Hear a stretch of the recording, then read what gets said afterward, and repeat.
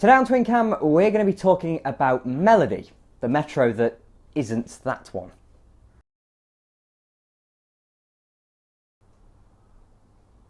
So today is Monday the somethingth of March. I've got no idea, to be honest, but it's Monday. Thursday is the setup day for the Practical Classics restoration show at the NEC, of which I am going, and I will be on the Metro Owners Club stand, and Melody was due to be there. But unfortunately things haven't quite panned out that way because I'm a little bit useless and my time management isn't very good. So Melody's MOT expired on the 28th of January, and I knew that she wasn't going to pass an MOT the way she was, so the MOT expired and she was just sat in the garage doing nothing. What she needed doing were, she needed wheel bearings, she needed ball joints, she could have done with some brake discs as well, all that kind of stuff that she needs doing that has been done now and will be coming in a video soon. So let's think what I've done. Wheel bearings, ball joints, brake discs, brake pads, outer CV on the passenger side, and what else? So I've used suspension fluid just because it's easier to drain the system to get the suspension arms off the hub.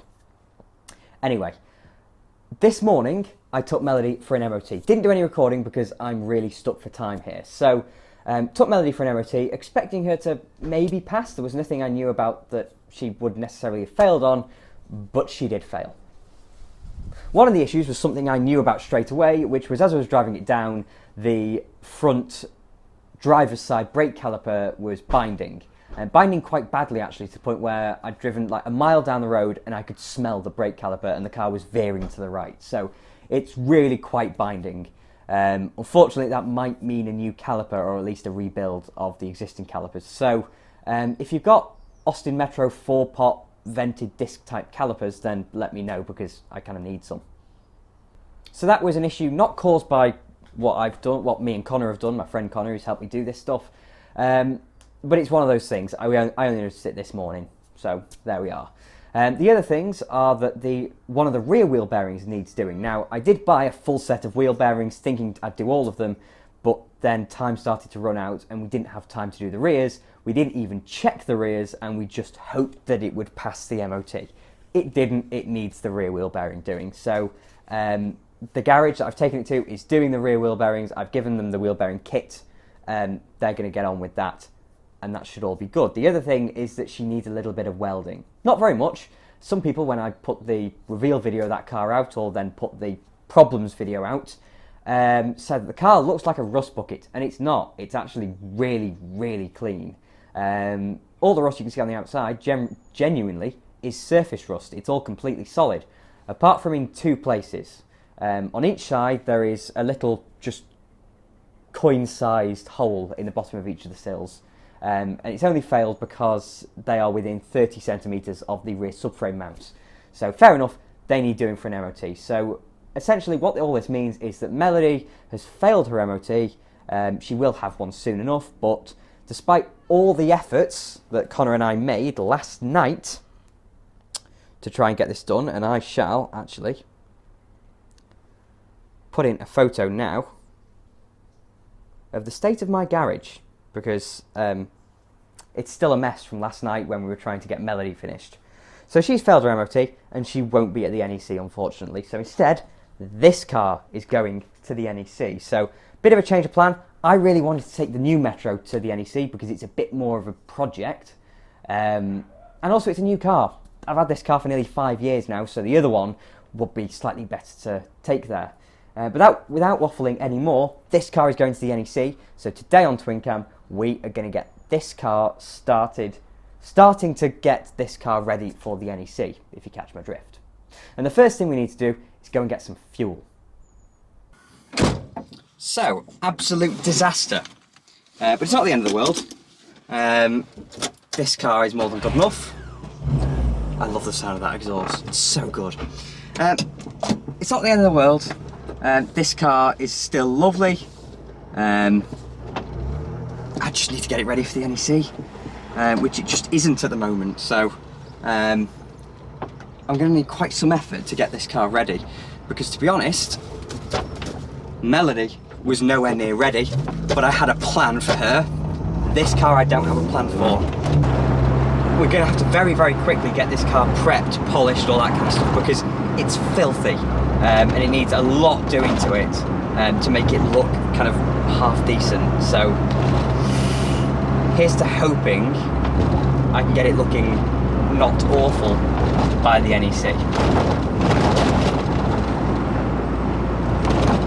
So I went down to the MOT station and gave the guy at the garage the rear wheel bearing kit. So Melody will be done soon enough. I'm not doing it because I've got the NEC to worry about, and frankly I just want the car on the road. But it is annoying because I really would have liked that car to come to the NEC, but it's completely my own fault.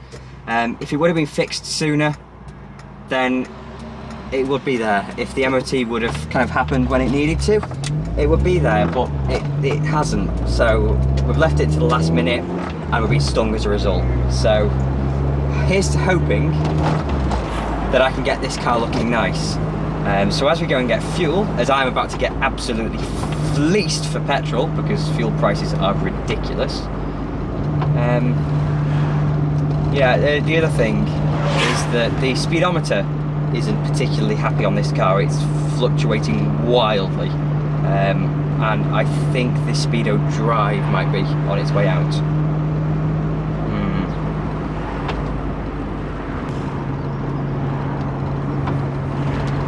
175.9 for 99 octane E5 fuel. That's the slightly less watered down petrol compared to the E10, which is not quite so environmentally friendly petrol, which is less efficient, but costs the same, because of course it does. And 175.9 at a time when fuel companies are celebrating their record profits, which is lovely. And the government that is controlled by the party of low tax in the UK is more than happy to rake in the extra fuel tax and VAT benefits that enormously high fuel costs bring, in the same way as they're more than happy to bring in the costs of extra national insurance. But you know, people will still vote for them because they say they're the party of low tax, so it must be true. I'm not going to go any further into that. But yeah, so I've just been fleeced for 19 litres of fuel at however much it costs, 35 quid or something stupid. And frankly, I can't wait for the fuel prices to come back down to what they were literally 12 months ago, which was quite a lot less than they are now. I did have a look at it a few days ago, but I can't remember how much fuel prices were this time last year exactly. It's a disgrace, I tell you, it's a disgrace. So let's get this car back home and we will set about starting to beautify it a little bit. So a lot needs to be done. The interior needs to be thoroughly cleaned. I actually need to get the seats out of the car because the seats need a really good clean.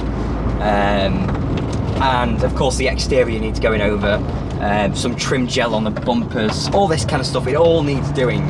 And although Melody needed a lot of work and I was prepared to do it, this car needing the work, somehow I feel more like it's a burden. I don't know, it's a strange mental thing. It's just the way it sits mentally with me is that I've got the car that was sitting, this car's been acting as the workhorse that now needs to be beautified.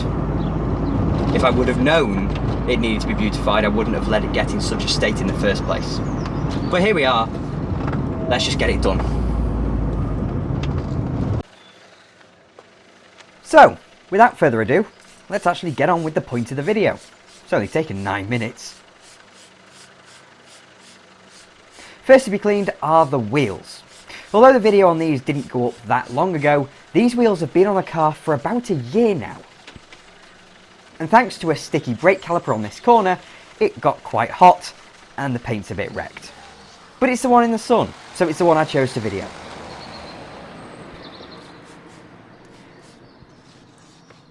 Just to add insult to injury, I'm using Autoglim's engine and machine cleaner on these, because it's what I have. I am nothing if not a prat.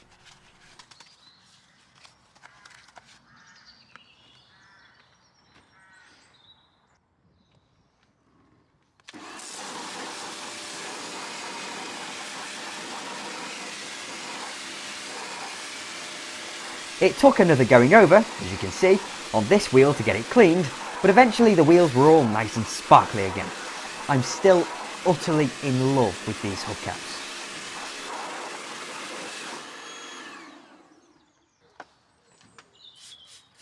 Before tackling the bodywork, we need to get at the manky exhaust.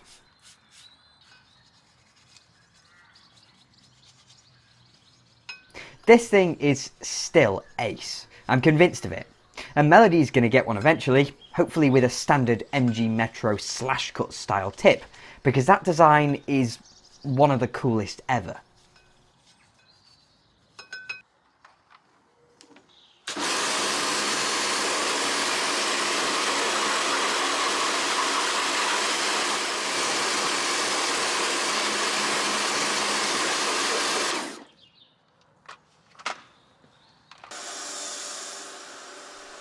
Now we can get to the bodywork itself. And I'm starting with snow foam for two reasons. First, Instagram is powerful.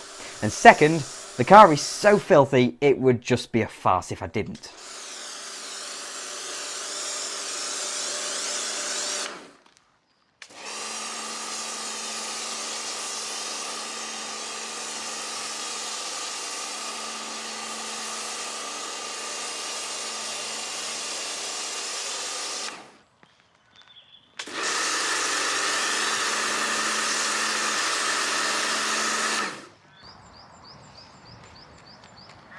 It's so bad, in fact, that I'm going to attack it rather than just let it dwell.